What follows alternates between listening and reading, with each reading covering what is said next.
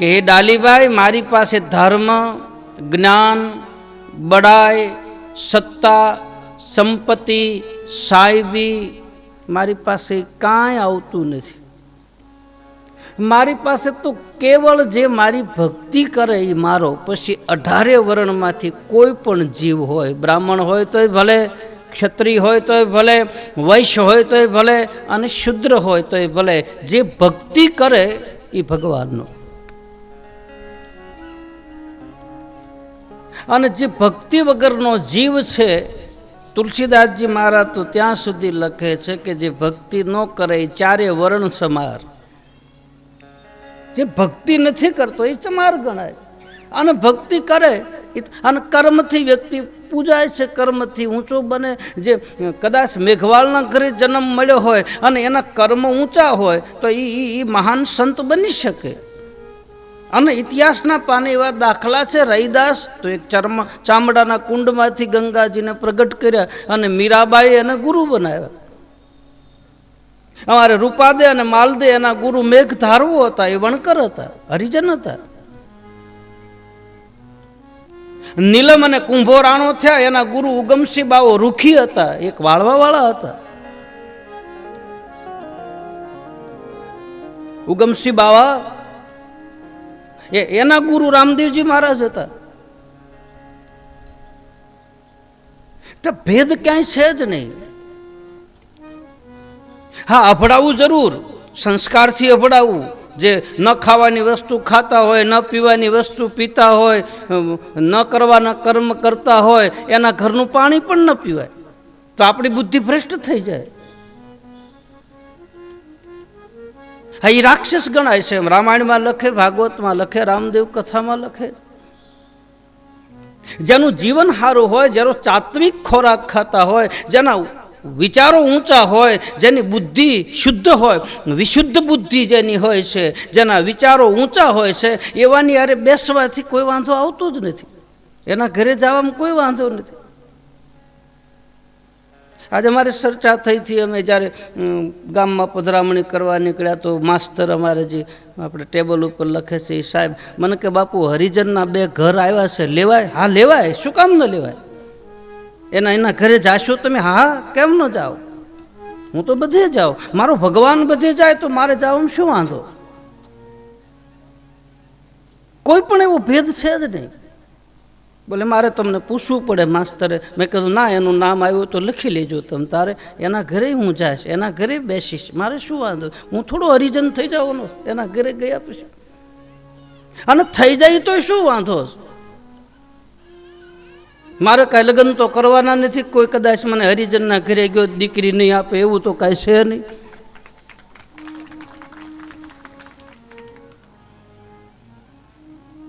અને રામદેવજી મારા ડાલીબાઈની હારે બેસીને ખાધું તો મારે ખાવામાં શું વાંધો? કયો જઈ?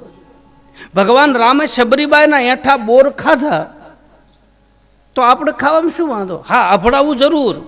જેના સંસ્કારો સારા નથી, જે રાત દી 24 કલાક માંસ અને મદિરાની અંદર પડ્યા રહે, એનું જીવન રાક્ષસ જેવું ગણાય. ભલે કરોડો રૂપિયાના માલિક હોય પણ ખલાસ.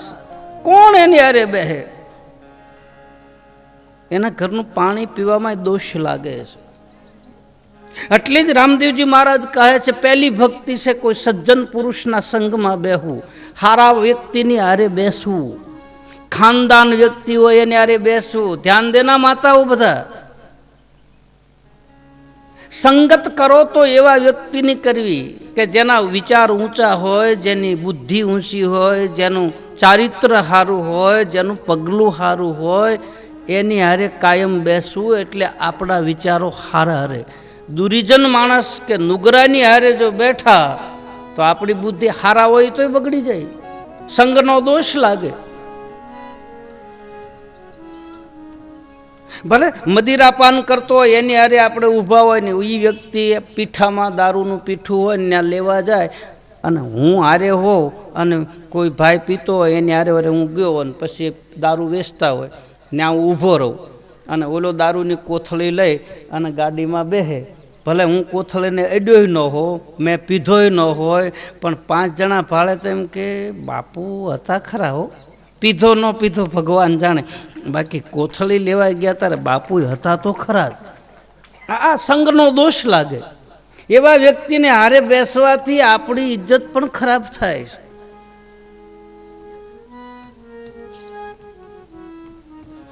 મીરાબાઈએ તુલસીદાસજી મહારાજ ઉપર પત્ર લખ્યો. મીરાએ, બરાબર ધ્યાન દેજો, મીરાબાઈ રાજસ્થાનમાં મેડતા કરીને ગામ આવ્યું, ત્યાં મીરાનો જન્મ થયો. મીરાબાઈના લગ્ન થયા તો મીરા એ વખતે 18 વર્ષની મીરા હતી. અને લગ્ન કર્યા પછી 2 વર્ષ જેવો એનો સંસાર હાલ્યો અને પછી મીરાબાઈ વિધવા બની. અને પછી મીરાને જે દુઃખ પડ્યું, મીરાને એના પતિએ દુઃખ નથી આપ્યું, એના દેરે દુઃખ આપ્યું છે. એના દેવર જે હતો ને એ દેરે એને મીરાને ખૂબ દુઃખ આપ્યું. અને પછી મીરાએ એ વખતમાં રૈદાસ, તુલસીદાસજી મહારાજ, મીરાબાઈ આ બધા એક સૈકાની માલપા થયા, બધા હતા. અને મીરાબાઈએ પત્ર લખ્યો છે તુલસીદાસજી મહારાજને. તુલસીદાસજી મહારાજને જોયા નથી, પત્ર લખીને કહ્યું છે. અને પત્રમાં લખ્યું છે કે હે બાપજી, મારે કૃષ્ણનું હું ભજન કરું છું, કૃષ્ણની હારે હું પરણી ગઈ છું. એના જીવન ચરિત્રમાં તો બતાવે છે મીરાના કે મીરા જ્યારે નાની હોય છે અને પાપા પગલી ભરતી હોય, થોડીક સમજણી થાય એટલે મીરાની માનું મૃત્યુ થયેલું હોય અને બાપની માએ મીરાને મોટી કરી હોય. અને એક દિવસ મીરાબાઈને લઈ અને રાજની અટારીમાં માતાજી લઈને ઊભા છે ને એ જ વખતે એક બારાત, એક જાન નીકળે છે અને ઘોડા ઉપર વરરાજો બેઠો હોય. એટલે સ્વાભાવિક નાનું બાળક છે, એને તો કંઈ ખબર નહીં. એટલે માને પૂછ્યું કે માં આ શું છે? એટલે માએ કીધું બેટા એ વરરાજો છે અને વરરાજો પણવા જાય છે, તું મોટી થાયશ ને બેટી પછી તને આવી રીતે ઘોડા ઉપર બેસીને વરરાજો પરણવા આવશે. આવું માએ દીકરીને સમજાવ્યું. હવે ઓરડાની માલપા ગયા પછી મીરાએ હઠ કરી, મને મારો વર લાવી દે, મને મારો વર લાવી દે, મને મારો વર લાવી દે. હવે મા વગરની દીકરી છે, ઘણી કોશિશ કરી, માએ અનેક પ્રકારની વસ્તુ આપી, પણ મીરાએ હઠ કરી કે નહીં, મને મારો વર જ લાવી દે. એ વખતે મીરાના જે મા હતા ને એ દ્વારકાધીશની મૂર્તિ અવડી મોટી ઘરે પૂજામાં રાખતા. અને એ દ્વારકાધીશની મૂર્તિ ઉપાડી અને મીરાના ખોળામાં આપીને કીધું કે આજથી લે બેટી આ તારો વર. અને ત્યારથી મીરાએ નક્કી કર્યું, બસ પરણું તો મારો ગિરધર ગોપાલ, દૂસરો ન કોઈ, બસ હું પરણી ગઈ. બસ બતાવે છે હવે, પરણું તો પ્રીતમ પ્યારો એ જ અખંડ સુહાગી મારો. પરણું તો પ્રીતમ પ્યારો એ જ અખંડ સુહાગી મારો. હવે રાંડવાનો ભય ટાળ્યો રે હે મોહન પ્યારા, રાંડવાનો ભય ટાળ્યો રે હે મોહન પ્યારા. ખડાની મન માયા લાગી રે મોહન પ્યારા. ખડાની માયા લાગી રે મોહન પ્યારા. અમારે રણુજાથી, રામદેવરાથી મારે રાત દિવસ ભગવાન કૃષ્ણનું ભજન કરવું છે, રટણ કરવું છે. મને આ સમાજની માલપા ભક્તિ કરવા દેતા નથી. મારે શું કરવું? એક તો હું રાજરાણી છું, એક તો મારે મર્યાદા છે, મારે બહાર નીકળાતું નથી, કૃષ્ણ વગર રહેવાતું નથી. હવે હું શું કરું? એક બાજુ ભક્તિ, એક બાજુ સમાજ. અને એ વખતે તુલસીદાસજી મહારાજને પત્ર લખી અને મીરાએ પત્ર મોકલ્યો છે. અને એ જ વખતે તુલસીદાસજી મહારાજે પત્રની વાલ્પા જવાબ આપ્યો છે કે મીરા, ભક્તિના માર્ગમાં જે બાધા ઊભી કરે, બરાબર ધ્યાન દેજો, ભક્તિના માર્ગમાં જે વિઘ્ન નાખે, પરમાત્માની ભક્તિમાં જે બાધા ઊભી કરે, એની આરે કોઈ દિવસ સંબંધ રખાય નહીં. પછી માં હોય તોય ભલે, બાપ હોય તોય ભલે, ભાઈ હોય તોય ભલે, જાકે પ્રિય નહીં રામ વૈદેહી, જેને રામ અને વૈદેહી પ્રિય નથી એની આરે સંબંધ ન રખાય. રામાયણમાં પ્રમાણ આપ્યું છે. ભરતે માં છોડા કઈ માને કહી દીધું કે આજથી તું મારી માં ને હું તારો દીકરો નહીં. વિભીષણે રાવણને કહી દીધું કે આજથી મારો ને તારો સંબંધ પૂરો. નરસિંહ મહેતાએ આખી નાતને છોડી દીધી કે મારા ઠાકરનું ભજન હું કરીશ, બાકી ઠાકરને નહીં મૂકવું. નાત કદાચ નાત બારો મૂકે તો ભલે મૂકે, અને આખી નાગરી નાતે નરસિંહ મહેતા નાત બારા મૂક્યા. મીરાએ આખું મેવાડ છોડી દીધું, કૃષ્ણની ભક્તિ હાટું થઈ. તો જે ભગવાનની ભક્તિમાં બાધા ઊભી કરે એવા વ્યક્તિને હારે ન બેસવું. નુગરો માણસ જે હોય એ જી તમે વિશ્વાસુ નર ને નાવેડો, એ માણા રાજ રે આવા નર રે નુગરાની હારે નેડલો ન કરીએ. નુગરા માણસની હારે જેની બુદ્ધિ ભ્રષ્ટ થઈ ગઈ હોય, જેના વિચારો હલકા થઈ ગયા હોય, એવાની હારે સંગત ન કરાય. અને જો એવાની હારે સંગત કરીએ તો આપણા વિચારોનું પણ પરિવર્તન થઈ જાય. એટલે કહે છે કે પહેલી ભક્તિ કોઈ સંતની હારે બેસવું, કોઈ સજ્જન પુરુષની હારે બેસવું, કોઈ ખાનદાન વ્યક્તિની હારે બેસવું, સોજા અને સુલક્ષણા, જેના હાડમાં ન હોય હલકી વાત, એવા નરને મોડા કેમ મળીએ, મારે જાય હરગાપુરનો હંગાત. સતી તોરલ કહે છે કે એ જાડેજા, એવા વ્યક્તિને હારે બેહવું જેના હાડકામાં કે એના લોહીમાં કોઈ દિવસ હલકી વાત ન હોય, અને એ અસર કરે છે. સંગનો દોષ લાગે. બેઠ સત્સંગ સંગત કી કરું કલ્યાણ મેં પુનઃ. બ્રહ્માનંદ સ્વામી લખે છે, એ દુનિયા કે लोग भोगो में मौज लूटे तो लूटन दे. दुनिया के लोग भोगो में मौज लूटे तो लूटन दे. मुझे है काम ईश्वर से जगत रूठे तो रूठन दे. मुझे काम ईश्वर से जगत रूठे तो रूठन दे.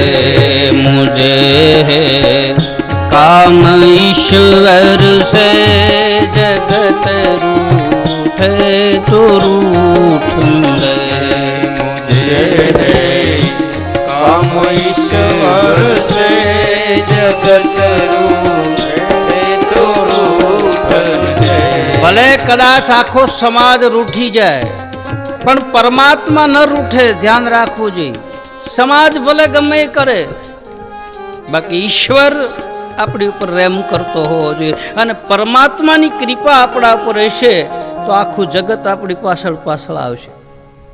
પણ હરિવિમુખ થઈ જાય જીવાત્મા, સમાજ કંઈ નહીં કરી શકે. આપણી હારે રામ હોય, આપણી હારે શિવ હોય, આપણી હારે બાબા રામદેવજી મહારાજ હોય, પછી સમાજ ભલે ગમે એ બોલે, કૃપા હોય ભગવંતની તો બાલ બાંકા કર શકે ને કોઈ, જેના ઉપર હરિની કૃપા થઈ જાય. બસ પછી કદાચ બંદૂક હોય ને બંદૂકની ગોળી આમ મારે ને તો એ વાંદરો વળે નહીં, એ ઘોડો પડે નહીં, જેના ઉપર ભગવાનની કૃપા હોય તો. અને એની કૃપા મેળવવા માટે પ્રથમ પહેલું પગથિયું છે કોઈ સજ્જન પુરુષની હારે બેસવું, સંતનો સંગ કરવો, સાધુ પુરુષના સંગમાં બેસવું, એનો સહવાસ કરવો.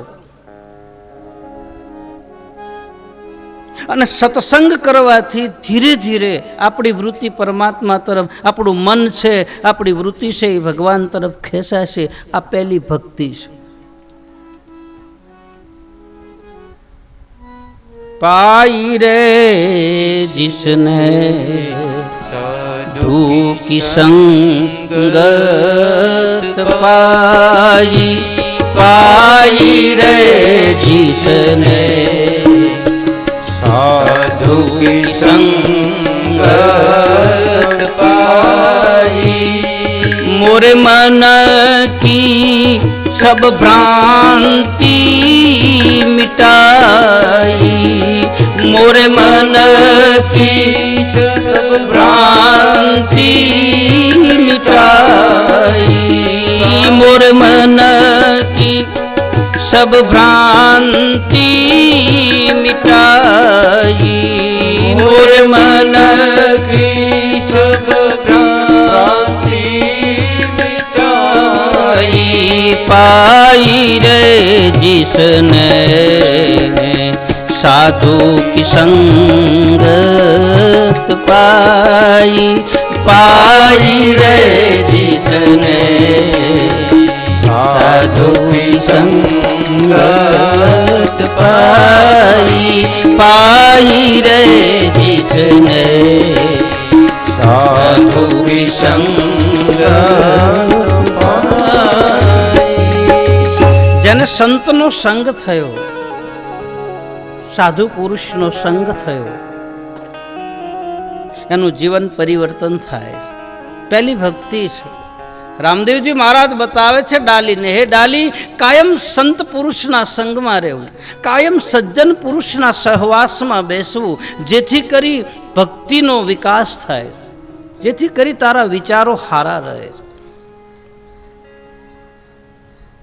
હે ડાલી, મારી પાસે જાત ભાત કુલ ધર્મ બડાય આવતું નથી. જાતિ પાતિ કુલ ધર્મ બડાઈ. કેટલી સત્તા છે, કેટલી સંપત્તિ છે, કઈ જાત છે, કઈ ભાત છે, એ નથી આવતું.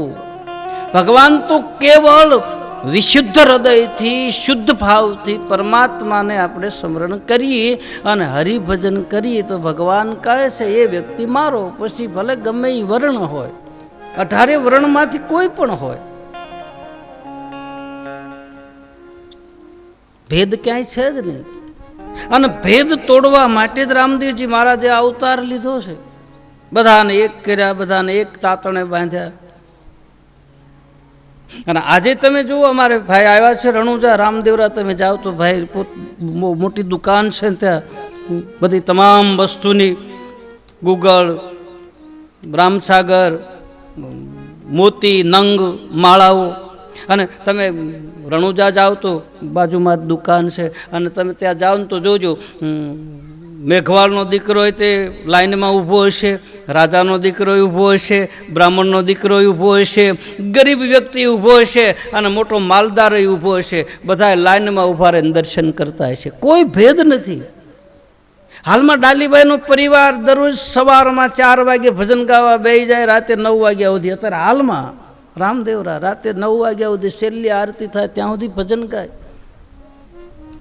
ભગવાનના દરબારમાં કોઈ ભેદ છે? આ ભેદ ઊભા આપણે કર્યા છે કે આનાથી અભડાવું, ના, હા અભડાવું જરૂર. ફરી એકવાર કહી દો, આભડશેઠ જરૂર હોય. કોનાથી અભડાવું? કે જે માંસ ખાતો હોય, મદિરાપાન કરતો હોય, વ્યભિચાર કરતો હોય, ખોટા કર્મ કરતો હોય, એના ઘરનું પાણી પીવાય નહીં. એમાં આપણી બુદ્ધિ ભ્રષ્ટ થાય ને થાય. એવા વ્યક્તિનું અનાજ તમે ખાઈ જાઓ ને તોય વિચાર ફરી જાય. આ પહેલા અમે ઘરે ઘરે જમવા જતા, ભાઈ જીતુભાઈ, અમે એક ગામમાં ઘરે ઘરે જમવા ગયા, ને પછી જમવા ગયા ને એમાં એ ઘરે બાંધણ થઈ 2 માણસને. હવે એ કાળા મોઢા હતા ને અમને ખવડાવ્યું, અને અમે એ ખાધું ને પછી એમ માલપા બાંધ્યા, કારણ કે એ ખાધું એની અસર થઈ. આને હું કંઈક કહું તો એ મારી હામો થાય, આને કહું તો એ હામો થાય, આને કહું તો એ હામો થાય. મેં કીધું આનું કારણ શું? પછી મને ખબર પડી. મેં કીધું ઠેક, ઓલાના ઘરનું આપણે ખાધું, પછી અમે ખાવા જવાનું બંધ કરી દીધું. હા, અસર થાય તરત. તમે એવા વ્યક્તિનું અનાજ ખાઈ જાઓ ને તો તમારા વિચારો ફરી જાય, તમારી બુદ્ધિ ભ્રષ્ટ થઈ જાય. સારો માણસ હોય તો બગડી જાય. એક બટેટું બગડે ને તો આખી ગુણ બગાડી નાખે. એક ડુંગળી બગડે તો આખું અરે ખેતરની માલપા કોઈ પણ એક છોડવો બગડી જાય તો આખો કપાહ બગડે, એનો રોગ લાગે જ છે. હવે વિચાર કરો કે એક કપાહના છોડવાનું જીંડવામાં જીવાત પડી ગઈ અને બીજા છોડવાની માલપા પડે તો આપણા માણસ ઉપર અસર થાય કે ન થાય? કે સાચું કહેજો. એવા દુર્જન વ્યક્તિના હારે બેઠા હોય તેના વિચારો આપણામાં આવ્યા વગર રહે જ નહીં, અસર થાય. એટલે કહે છે કે સજ્જન પુરુષની હારે બેસવું, બીજાનો સંગ ન કરવો. બીજી ભક્તિ જે બતાવે છે એ ભક્તિ અમારે ભાઈ શ્રી રાજુભાઈનું ભાઈ અને ભારે સાથે આવ્યા છે એ ભાઈ અમારે આશ્રમના ટ્રસ્ટી વિષ્ણુ મામા ફૂલહારથી. અને મામા જરાક જાહેરાત કરો. ફુલાર દેવ ભાઈ સાથે છે, એમનું શું નામ?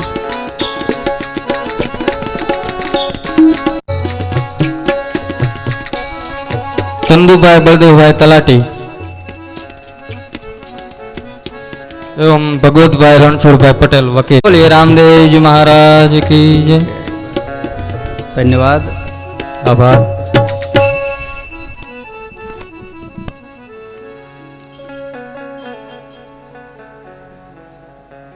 તમારા ગામના સદભાગ્ય તે ઠેઠ રણુજાથી આપણને અહીંયા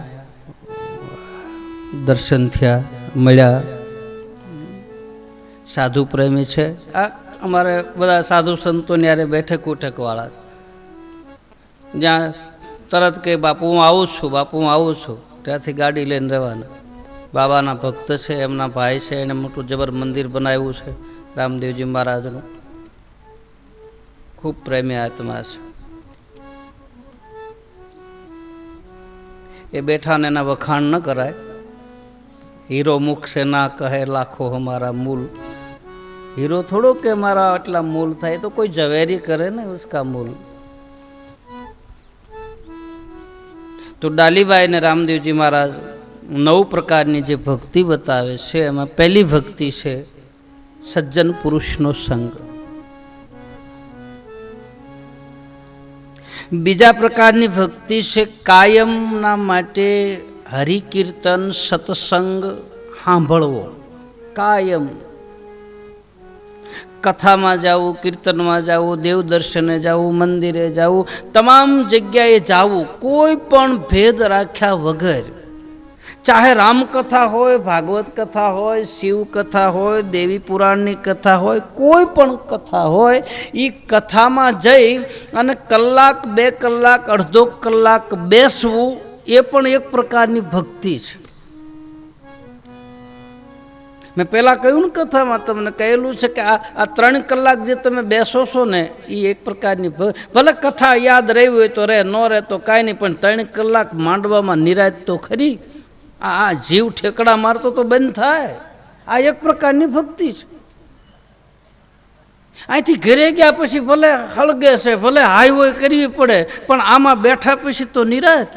આ 3 કલાકની ભક્તિ કેવી મજરા મજરા શાંતિથી જોવામાં. અમુક તો એવા ઝોલા ખાય છે ને બાપ, હા એ અને નીંદર આવે છે ફરી આમ મસ્તી આમ કરીને.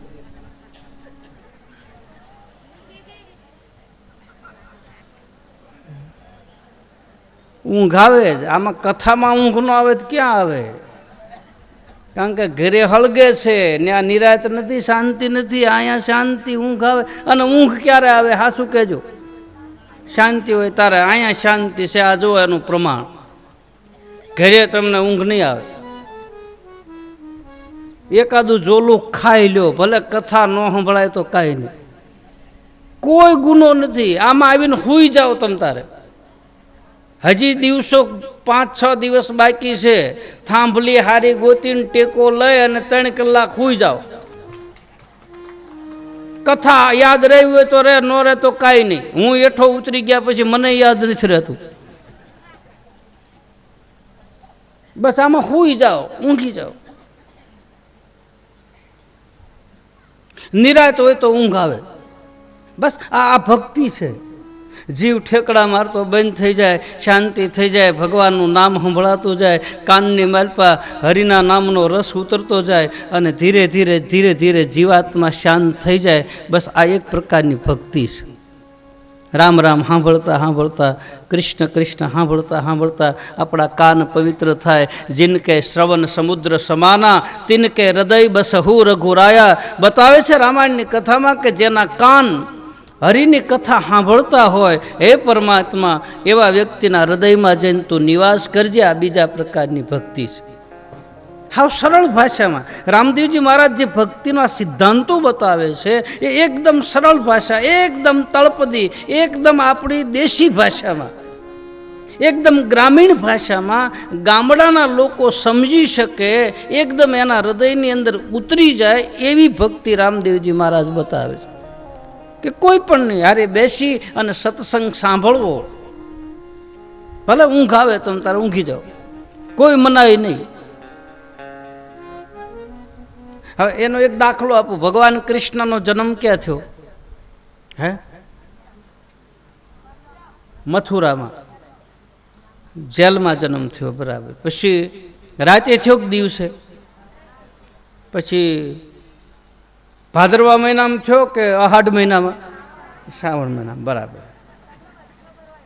પછી 13 ને દી થયો કે પૂનમ ને દી? 8મ ને દી. ખબર તો છે તમને બધાને. પછી ભગવાનનો જન્મ થયો રાત્રિએ 8મ ને દી, ગોકુળ 8મ ને દી રાતે 12 વાગ્યે. તે દી આખું મથુરા જાગતું હતું તો કે હૂતું હતું, ઊંઘી ગયું હતું? હા, આખું મથુરા જાગતા હતા કે ઊંઘી ગયા હતા? ઊંઘી ગયા હતા ને. હવે ભગવાન કૃષ્ણનો જન્મ થયો ને આખું મથુરા નગરી હુઈ ગઈ, તો એ જ ભગવાન દ્વારકાધીશ રામદેવજી મહારાજ બનીને આવ્યા અને એની કથા હાલતી હોય તો એમાં 3 જણા ઊંઘે તો આપણે શું વાંધો? ભલે ને ઊંઘે. ઓલું તો આખું ગામ હુઈ ગયું હતું ને. આ ઈ જ દ્વારકાધીશ છે, ઈ જ રામદેવજી મહારાજ સ્વયં. તો એની કથા હાલતી હોય તો એમાં 5 જણા ઊંઘે, ભલે ઊંઘે. આખું ગામ તો નથી હુઈ જતું ને. આખું ગામ હુઈ જાય તો કહેવાય. આખા ગામને જોલે ચડાવે. આપણા સંતો મહાત્માઓ જ્યારે ઊંઘ આવે ને તારે ગાતા.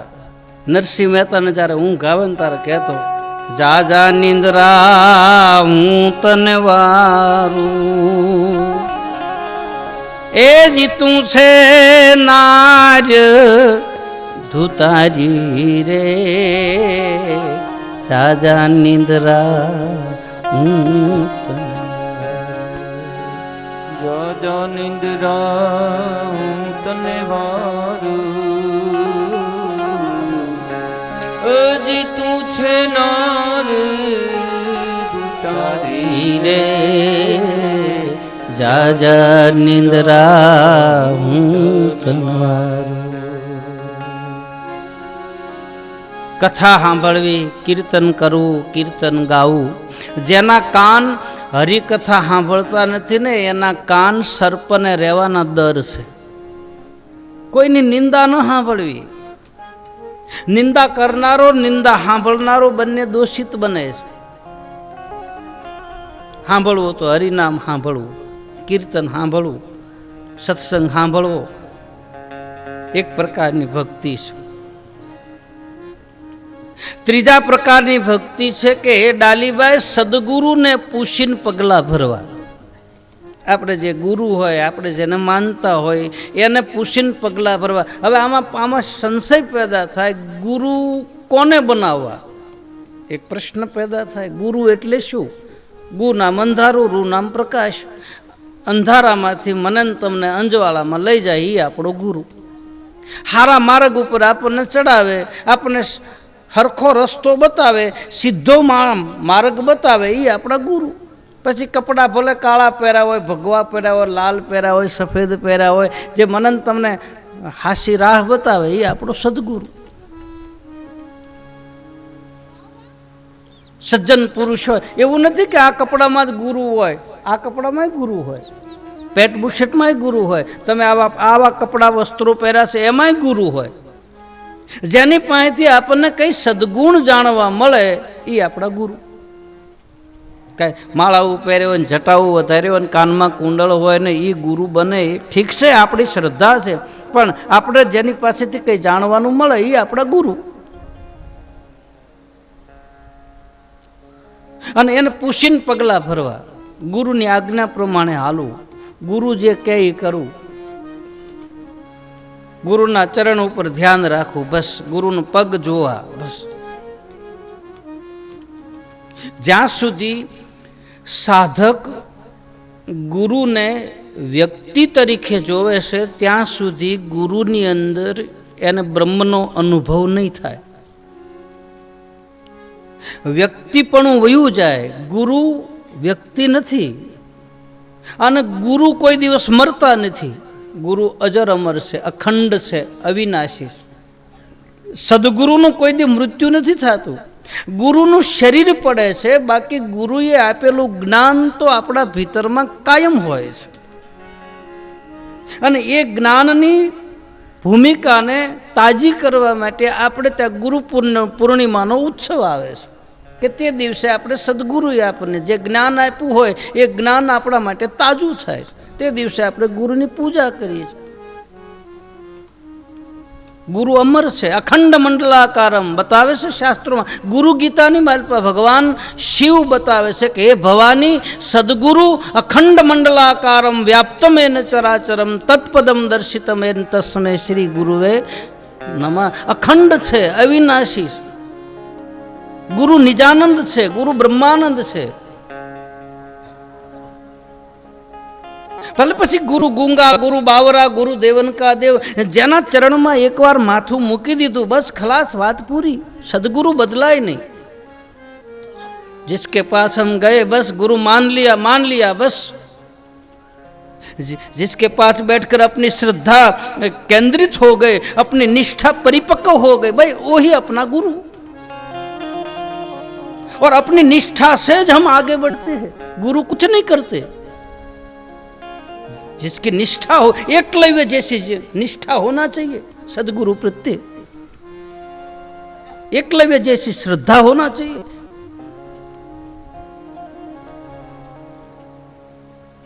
सदगुरुना चरणनी रज लई नेत्र स्पर्श करो એટલે आंख पवित्र થાય.